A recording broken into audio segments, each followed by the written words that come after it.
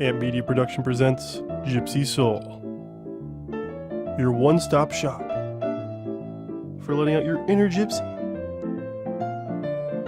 Join Denise Marsh as she brings on a variety of guests to share their artistic vision with the world.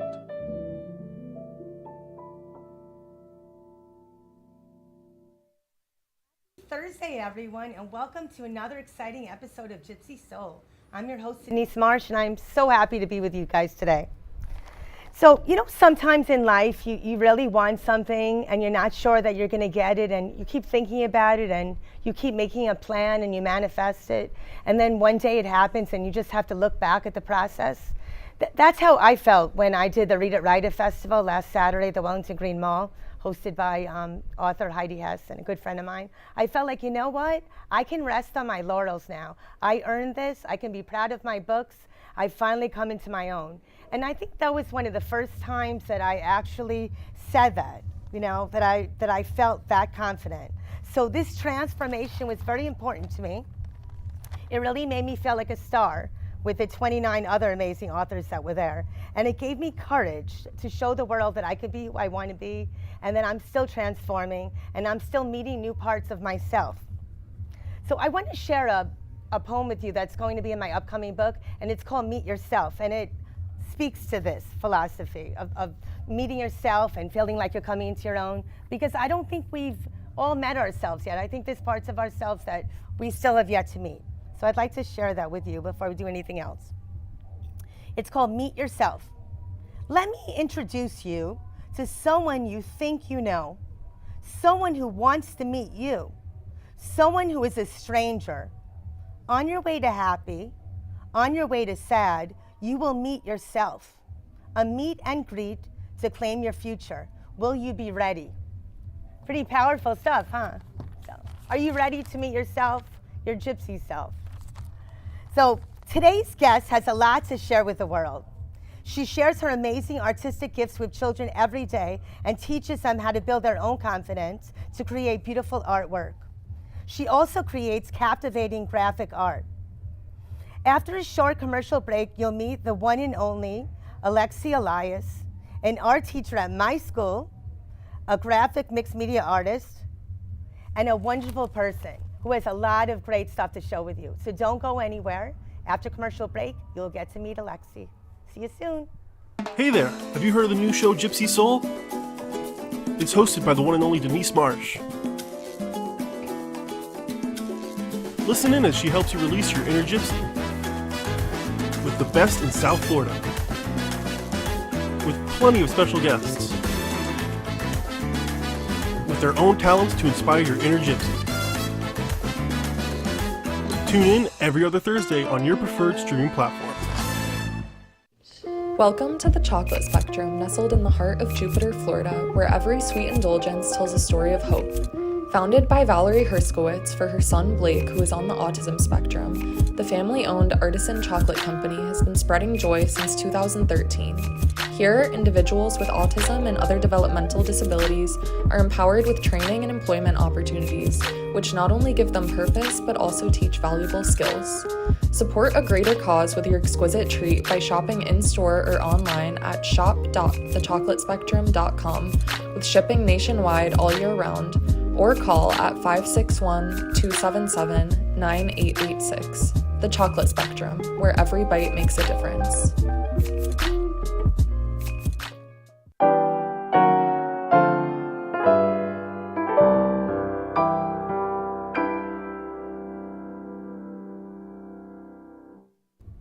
Welcome back to another episode of Gypsy Soul. I'm your host, Denise Marsh, and I have Alexi Elias with us. I can't wait for you to meet her. Hello. Hi. Hey, how you doing? How are you? How's your summer break going? It's really good, except that I'm teaching summer school. So one of the many people. But other than that, it's actually going well though. I'm actually still having a great time. So yeah. Are the kids behaving themselves? Are they liking being there? Yeah, I mean, I'm kind of more relaxed over the summer with them because I want them to feel more like at camp versus, oh, I'm at school. So I think it's working for me and the students because we're just kind of trying to enjoy ourselves. And I think like it's different teaching art than regular summer school because Yes. I know the kids in my class would look so forward to art. It was Correct. a fun thing. So It is very different. So I think it's still going pretty good.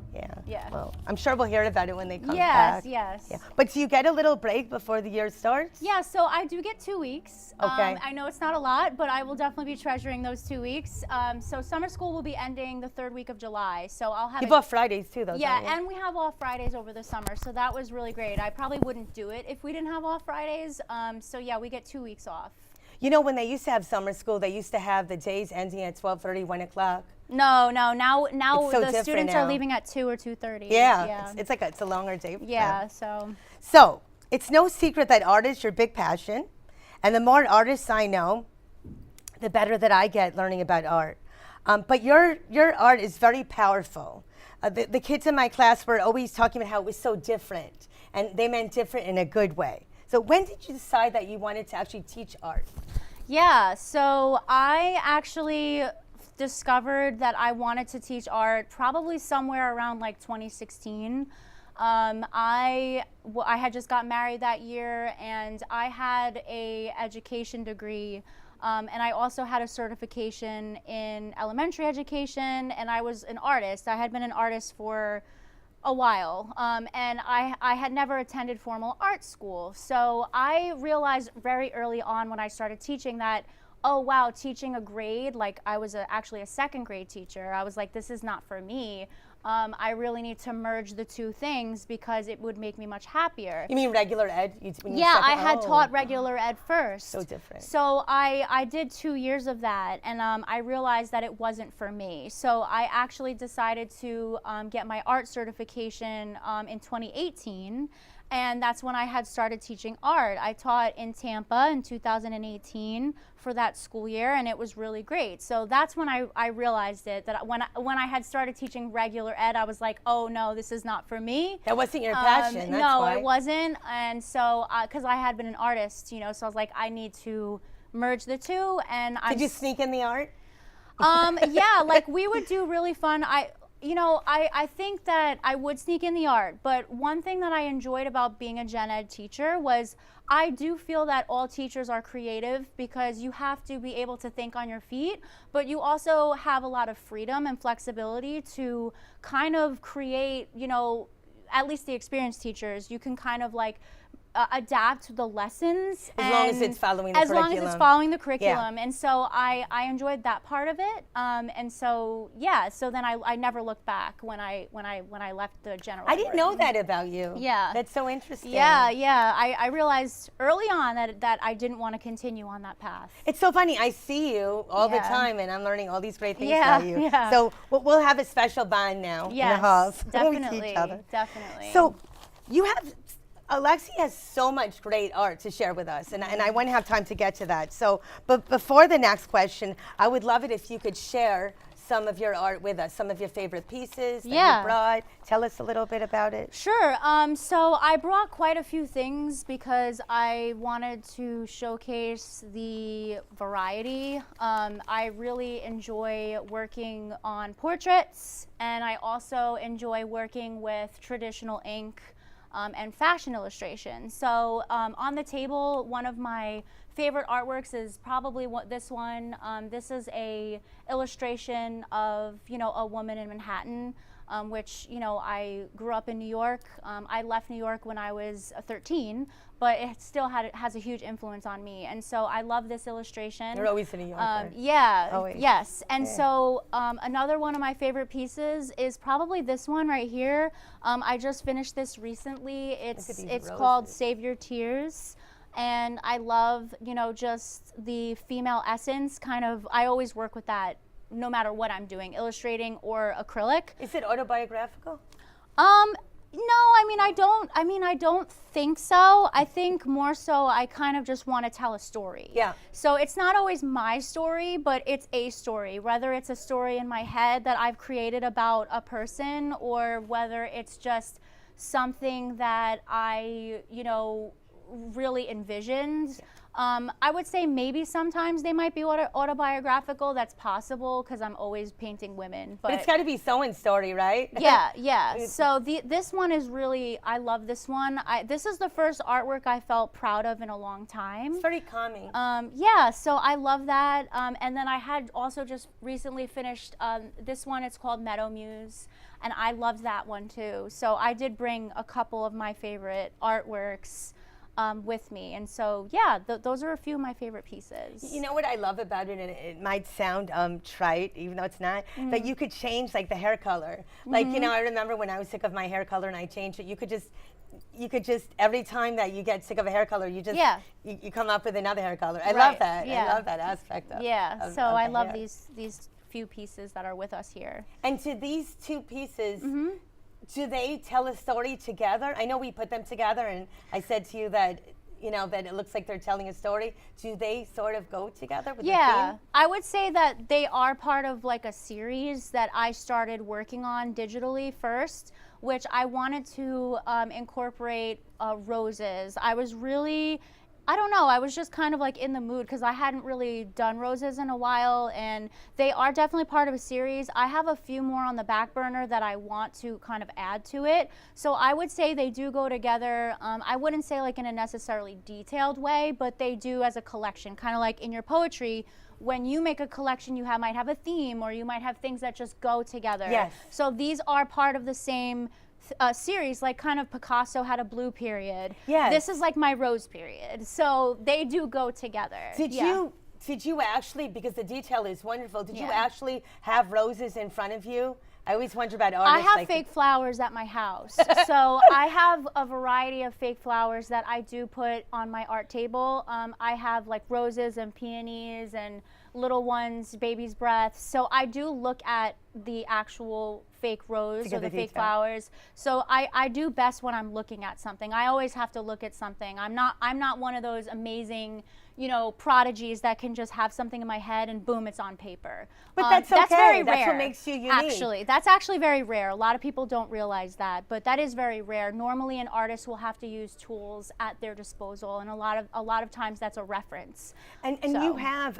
Sorry to interrupt you, but when you said that, you reminded me of something you showed me prior to the show of your sketches, like before they became the art that they are now. Yeah, exactly. And how it's so cool that you could see, like when an author writes a book, you know, that they start off with a process. Like I tell the kids in my class, it wasn't just a book. It started off as something. This is like the, you know, this is her. You know, this is the original design with watercolor pencils in my sketchbook.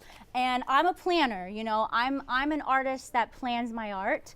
So I will always kind of have a reference of what I'm going to do before I put it on a larger scale. It's like chapters for a book. Yes. Instead of chapters that you sketch exactly. So this is her before she became acrylic. She was watercolor in my sketchbook. So you're very organized.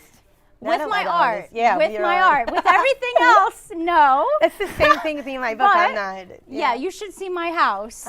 Oh my goodness. That's called creative chaos. Yeah, it is. That's chaos. how artists are supposed to be. Yes. It's all because it's all coming to fruition. It's all coming into a project. Right. So it's a good mess. Yes. You have to think of it like that. It's a good mess. That's right. So, you know, I'm just thinking of good questions. I'm not even really looking at my questions anymore. But what I wanted to know is, has your experience being a teacher influenced the art that you do now? Yeah, so I would say that being a teacher hasn't influence, not in regards to like the children or in that way, but it has made me a better artist. So I have realized that since I started teaching again, because I actually left teaching in 2019, and I left for 3 years. I came back when I got hired where you work. So I took a 3-year break. And I realized when I started teaching art again that it made me a better artist. If you look at my art before I taught versus now, I'm a much better artist. And it really helps me to want to do better. Maybe just to be a better example, but also when I'm teaching something to others, it actually helps me constantly be reinforced about what I'm talking about. So it has tremendously improved my art. And it's really weird because I teach elementary students. I don't teach middle school or high school where they're doing advanced things, but even just that, just teaching elementary age kids has really catapulted my art. And it's crazy because my husband will also say this, like, wow, you have improved so much over the last 2 years since you've been consecutively working at a school, because when I took time off, I was actually struggling with my own personal art. So yeah. So I would say too that it's actually cathartic for you then, because when you help the kids, because you've done, like, you've taken so many risks with art with kids. I haven't seen another art teacher do like a monochromatic period, I think it was, and then the pop art that you did. I mean, I sometimes I'll stay on my break, I'll just look at the walls because it's like a museum. It's gorgeous, and the kids have never done stuff like that, and then they do it and they're like, wow, I did that. I didn't know I could do that. So that probably builds your confidence as well, I would think. Right? Definitely, and I think, you know, it's really great hearing those things because, you know, first of all, every art teacher is also a person, and they bring their experience into the art room. So I have never been the Pinterest crafty type, and Me neither. there's nothing wrong with that, right? But I do meet several art educators when we have our meetings or our professional development where that's what they are, and they create macaroni necklaces. I call it macaroni necklace type art because it's crafts. It's not, in my opinion, it's not really art. So It's not original. Yeah, Original. so it's okay though, and it's fine, and I think there's a place for that. Yes, But yes, I arts have, and crafts right, art. Yes. But I have really taught my students, even from an early age, the basic foundations of art, whether it's drawing or learning to look at references, or, like you said, monochrome, like we learn the color range values. And they remember the words. They Yeah, remember they the remember the vocabulary. words, When we yeah. talked about background, and they said, well, we want to tell you what she taught us. Like they'll Right. say, well, Mrs. Elias taught us. Yeah, and I think it's great whenever I get compliments with what the kids do, because they really do. 95% of them like it, you know, so it's usually a win-win. Yeah, I've definitely pushed boundaries, but not in a way that's made them uncomfortable. They're totally unaware of it. They just come in, they do the projects. And they don't know they're getting better. You could see it, but they don't know. Like, no, they're unaware. Like, look, I did this. I Yeah. never thought I could do something like this. I'm very about, you know, giving kids confidence and building their confidence. And I think when you give someone else confidence, you get that present back in a way. Oh, for sure. It's so important to me. I mean, teaching is a huge part of my life. And I love being able to be there with kids and give them something different, you know, something that isn't normally what they're used to, which is, and no offense, listen, I love teachers. I actually do. I've really loved teachers so much, and I know they all have their hearts in the right place. But sometimes it's really stressful for the kids kind of being in this consistent environment where they're being assessed on really one or two different ways, right? Like, not everybody really is good at taking multiple And choice. sitting still Right. for so long. Art lets them move around, and that's why they exactly. love art. Yeah, You know? and so it's important to me to make them feel like they have that outlet. Like sometimes even when they have a break, we'll put on, you know, Art Hub or something Yeah, for them Art to for do Kids art, Hub. and they get very excited. Yeah, Art for Kids Hub. Yeah, You know? so it's great. It's very rewarding, and it sounds cliche, but it's true. That's why they have to So- keep the arts. Because kids Yes. need that. They will not function in classes the way they need to without that break to have art. They need it. No, they really need it. And, you know, unfortunately, Broward County has actually recently cut out visual art from pretty much 99% of their elementary schools. Oh, I didn't know that. Yeah, so there's really very limited opportunities for those students to get what they're getting in Palm Beach County. So how did they get the art then? I don't know. Privately, I guess. Honestly, I have no idea. Yeah, that's sad for those kids. Yeah, They I must really miss don't know, it. but they're always coming up with an excuse as to Yeah. why it's not there. And I'm just kind of like, I don't want to hear it. You know? But you know, they say that art and music are the ways that kids learn the best. Like that's how they learn, like language. And drawing, Yes. and dance. Those are the ways that they learn how to communicate with people. The first ways Yeah. to communicate with people. Look, that's how Yeah. the cavemen did it. Well, you know, yeah, the I mean, if you look hieroglyphics. at the Mayans, they were drawing pictures on cave walls Yeah, to that's how we communicate with each started. other. Like visual art is That was communication. their emoji. Right. Visual art is communication. So is music. You're communicating with your body. You're communicating with your voice.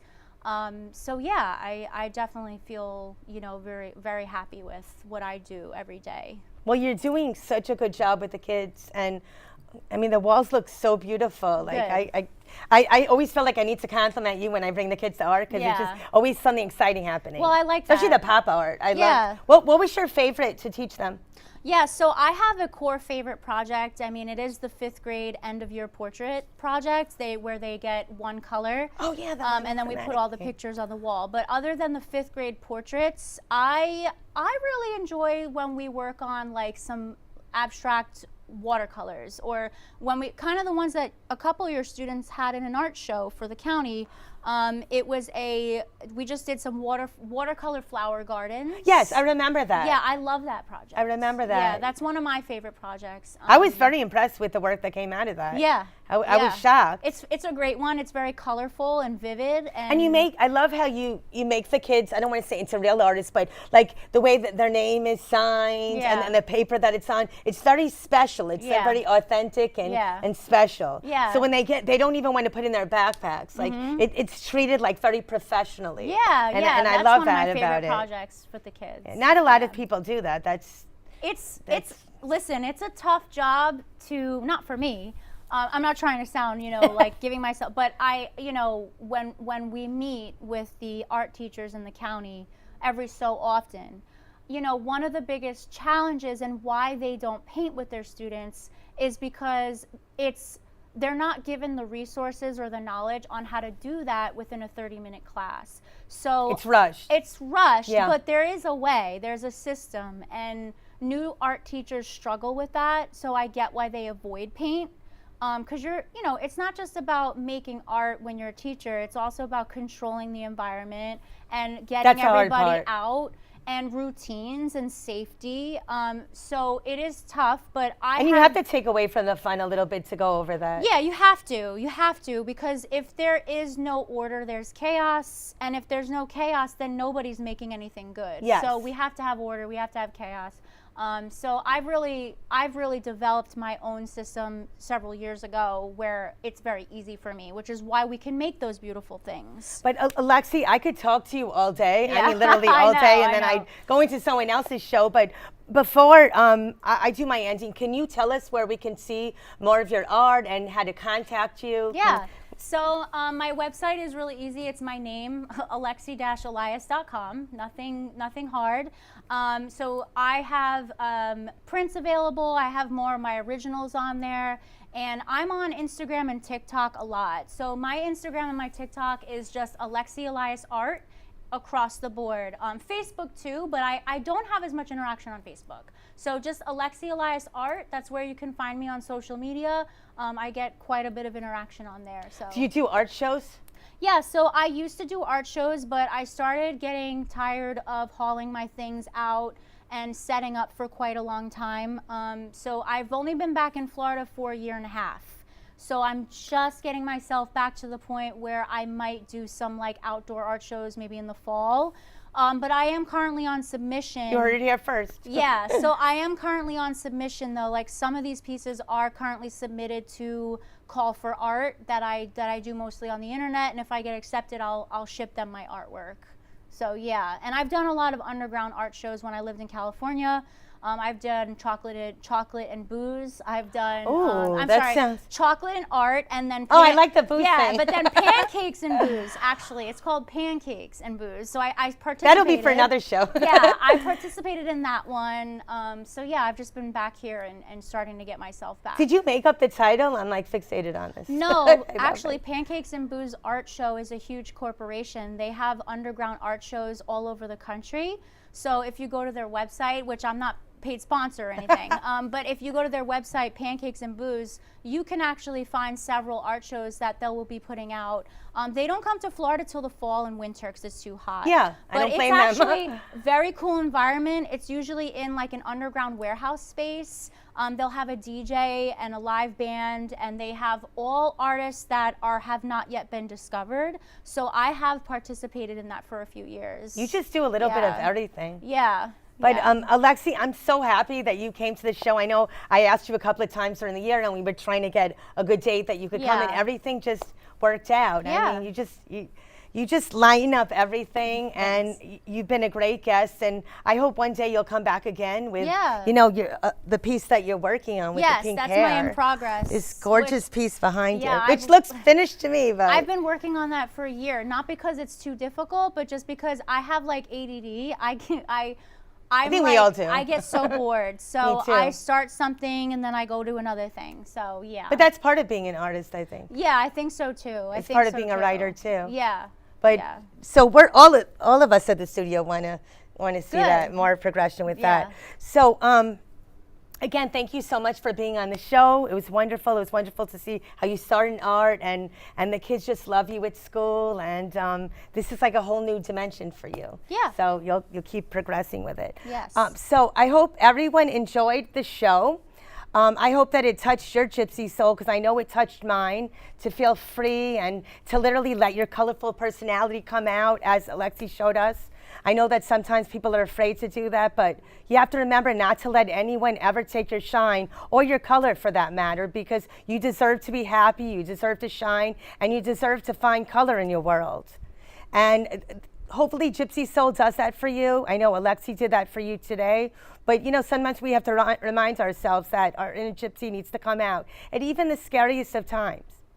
But I wanted to let you guys know one more little thing, that Gypsy Soul will be having merchandise. Yes, you heard me, in the future. I don't know exactly when, but we will be having some merchandise. So there will be some new surprises coming up, some things you guys could get involved with. But I can't thank you enough for being followers. Please continue to share and follow. And don't forget to let your Gypsy Soul shine. And the next show that I will be with you on will be on the 4th of July. So get ready for that celebration, because there's another exciting guest coming. So thank you again for following Gypsy Soul. Please share. Thank you so much to Alexi. Maybe this will inspire you to write, to draw, to bring both mediums together. You just never know. I will see you guys on July 4th. Try to stay cool if you're living in Florida. It is super hot here. Try to stay dry. There's a lot of rain coming. Don't forget to tell people about the show. I look forward to seeing you again on July 4th. I love you guys. Thank you for making me who I am. And we'll see you for another episode of Gypsy Soul. Take care. Thank you for tuning in to Gypsy Soul. Make sure to stop by next time for another enlightening show. A show that was produced by Ant Media Productions and hosted by Denise Marsh.